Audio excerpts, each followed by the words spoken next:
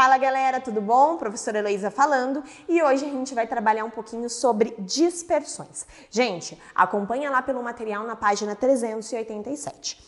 O que são as dispersões? Primeira coisa que eu quero que você colhe aí na sua cabeça. As dispersões são tipos de misturas. A gente já não estudou lá mistura homogênea, mistura heterogênea? E lembra que eu falei assim, homogênea é um sistema que só tem uma fase, heterogênea duas fases ou mais. Só que dentro de homogênea e dentro de heterogênea a gente também tem uma subdivisão, que são as dispersões. Por exemplo, soluções é dentro lá de homogêneas. Dispersões coloidais e suspensões é dentro de heterogêneas. Então é como se fosse uma subdivisões dentro de misturas homogêneas e dentro de misturas heterogêneas, tá? Então dispersões são tipos de misturas que podem ser homogêneas e que podem ser heterogêneas. Galera, elas vão se diferenciar as soluções, as dispersões coloidais ou coloide, tá? Tanto faz. E as suspensões pelo tamanho das partículas que estão dissolvidas em uma certa solução. É muito importante que você já entenda dois nomezinhos que vão aparecer direto agora para vocês. Solução e soluto, tá? Primeira coisa, solução que pode ser também chamada de solvente. Solvente e soluto. Pensa em água e sal, tá? Água e sal. O que se dissolve na água? O sal. Então, o sal vai ser o meu soluto. E a água, que vai ser o meio que vai solubilizar, vai ser o meu solvente, tá? Então, soluto e solvente, que seria a minha solução no todo, são dois termos bem importantes que vão aparecer direto agora daqui para frente. Então, soluto é o que vai se dissolver no solvente e isso enquadra uma solução, tá? A solução, a dispersão coloidal e as suspensões, elas vão se diferenciar justamente pelo número e o tamanho das partículas do soluto que estiver ali na minha solução, certo? Veja assim, as soluções, elas são partículas que estão dissolvidas ali muito pequenininhas, menores do que 1 nanômetro. De 0 a 1 a gente costuma falar. Olha ali, gente, quanto que é 1 nanômetro? 1 nanômetro equivale a 10 a menos 9 metros. Então, são partículas muito pequenininhas dissolvidas ali, tá? Então, as soluções sempre vão ser partículas. É importante que vocês saibam esses valores, tá? Menores que 1 nanômetro. Elas não são visíveis a microscópio, tá, gente? Não tem como ver. São realmente muito pequenas, então a gente não consegue visualizar essas partículas. E o exemplo mais comum é sal em água. Gente, se eu coloco ali o sal na água, a gente não consegue nem a nível de microscópio enxergar esse soluto dissolvido no meu solvente, tá? Não tem como, porque são partículas muito pequenas.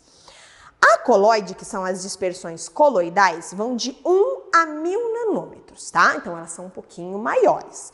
E elas são, ó, veja, elas ainda não são visíveis a olho nu, mas a microscópio ultramicroscópio, que são microscópios eletrônicos, a gente já consegue ver um pouquinho delas, tá? Por elas serem um pouquinho maiores, porque vai de 1 a 1000 nanômetros, tá? Por exemplo, gelatina em água. A gente costuma falar que as dispersões coloidais são aquelas falso homogêneas. Como assim falso homogêneas? Lembra que eu já falei para vocês do sangue, do leite, que até olho nu elas podem parecer homogêneas, mas na verdade são misturas heterogêneas? Se a gente olhar com o microscópio, a gente já consegue ver que elas são heterogêneas? É o caso das dispersões coloidais ou coloides. Então, gelatina é a mesma coisa. Se a gente olha com o microscópio, a gente já consegue enxergar as partículas ali dissolvidas, tá? A maionese, todos os derivados do leite, tá? Se encaixam aí em dispersões coloidais, ok? A poeira no ar também, beleza? Então, são misturas heterogêneas, só que elas enganam, porque a olho nu elas aparentam ser homogêneas, tipo o sangue e o leite que eu já falei para vocês, tá? Mas, na verdade, elas são heterogêneas. Então, essas são as coloidais. E as suspensões são aquelas que são na cara, que a gente enxerga, né? Água e areia misturada, por exemplo. São partículas com maior número de mais de 1000 nanômetros, gente. Então, é aquela que na cara eu vejo a olho nu, realmente não tem como a gente vai enxergar a olho nu aí essas partículas, tá? Então, esses são os tipos de dispersões, são muito importantes e cada uma praticamente a gente tem uma subdivisão. A mais importante pra gente são as soluções que a gente vai ver agora, tá? Galera, para a gente entender os 3 tipos de soluções, que são soluções saturadas, insaturadas e supersaturadas, a gente tem que entender antes um conceito, que é o coeficiente de solubilidade, tá? Que a gente pode representar como CS ou KS. O que ele significa para mim? Gente, o coeficiente de solubilidade, tá? Vai ser uma máxima quantidade de soluto, lembra do soluto solvente, que eu posso dissolver a uma determinada temperatura. Aqui, ó, eu tô colocando várias temperaturas, tá? E eu tô colocando o coeficiente de solubilidade do NaCl, que é o sal de cozinha, em 100 gramas de água. Então, imagine assim, ó, que eu tenho um pote com 100 gramas de água. A 0 graus, quanto que eu consigo dissolver de NaCl em 100 gramas de água? 35,7. Ah, em 10 graus, 35,8 e assim por diante. Então, vai ser a máxima quantidade que eu consigo dissolver de sal a uma determinada temperatura em 100 gramas de água. Geralmente, o parâmetro que a gente utiliza é 100 gramas de água. Então, imagine um pote com 100 gramas de água, a cada temperatura eu consigo dissolver uma quantidade específica de NaCl. Cada sal tem um coeficiente de solubilidade diferente, cada substância tem um coeficiente de solubilidade diferente. O NaCl, ele é bem comum, bem comentado, por isso que eu tô falando sobre ele. Tá, entendi o que é coeficiente de solubilidade.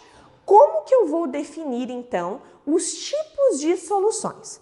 Então, as soluções, ó, veja, nós temos as dispersões coloidais, que são soluções, colóides e suspensões. Dentro de solução, eu tenho outra subdivisão, que são as soluções saturadas, insaturadas e supersaturadas. As saturadas, como eu estou indicando ali, tá? São as soluções que têm uma quantidade de soluto igual ao coeficiente de solubilidade. Então, ó, voltando aqui, ó, vamos supor que eu estou, tá? Em uma solução que eu tenho 100 gramas de água, eu estou a 10 graus e eu coloco exatamente 35,8. Coloquei exatamente a quantidade que é possível nessa temperatura, eu falo que essa solução é saturada. Então, é a máxima quantidade, o limite máximo, eu falo que é uma solução saturada, dependendo da temperatura.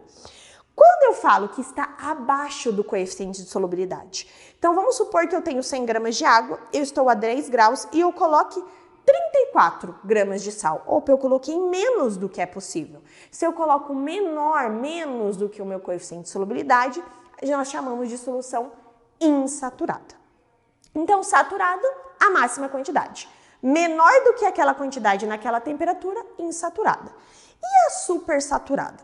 Olha lá, vamos supor que eu estou a 40 graus, tá?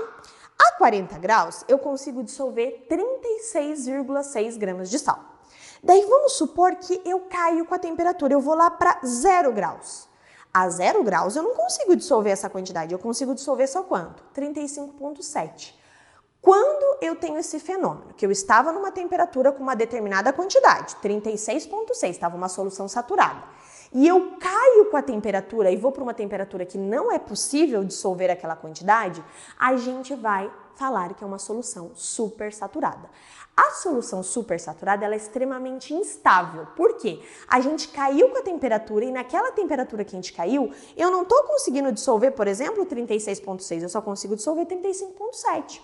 O que acontece? Se a gente encostar nessa solução, qualquer perturbação naquele sistema, ela vai virar uma saturada com corpo de fundo. O que é esse saturada com corpo de fundo? Essa quantidade que está, né, sobrando naquela temperatura vai para o fundo do copo. A gente vai conseguir enxergar aquele restante de sal que não foi possível dissolver naquela temperatura. Então, repetindo. Saturada é igual ao coeficiente de solubilidade. Insaturada é menor que o coeficiente de solubilidade. Lembrando que ele vai ter que fornecer a temperatura. Em tal temperatura, tal valor do coeficiente. E supersaturada, eu estava numa temperatura, numa determinada quantidade, estava saturada, eu caí com a temperatura. Daí virou supersaturada. Ela fica instável. Se eu encosto nela, ela vira uma saturada com corpo de fundo. Então, esses são os 3 tipos com esse detalhe ali da saturada com corpo de fundo. Essas são as soluções, o tipo de soluções. Beleza? Galera, esses 2 gráficos que eu estou colocando aqui, tá? São os gráficos, as curvas de solubilidade. Essas curvas, elas vão indicar, ó, o coeficiente de solubilidade de várias substâncias a uma determinada temperatura. Veja o NaCl que tá azulzinho aqui, ó, ele cresce muito pouquinho, ó, o coeficiente de solubilidade aumenta muito pouquinho quando a temperatura aumenta. Mas alguns, né, gente, olha, veja esse verdinho aqui, ó, que é o nitrato de potássio, ele sobe muito, né, ó, quando eu aumento a temperatura.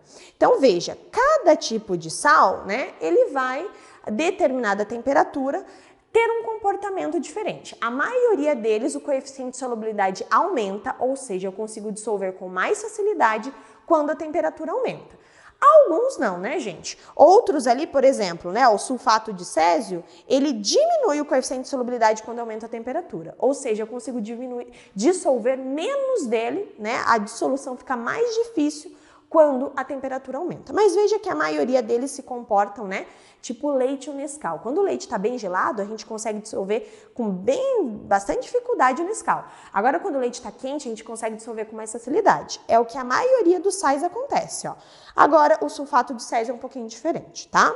Lembrando que se bater na curva é uma solução saturada, abaixo da curva insaturada e acima supersaturada, tá? Então, se ele falar lá no exercício, 30 graus, quanto que eu consigo dissolver de NaCl? Daí eu vou lá em 30 graus. Opa, bateu exatamente na curva, então é uma solução saturada. Se batesse em outras regiões, poderia ser supersaturada ou insaturada, ok?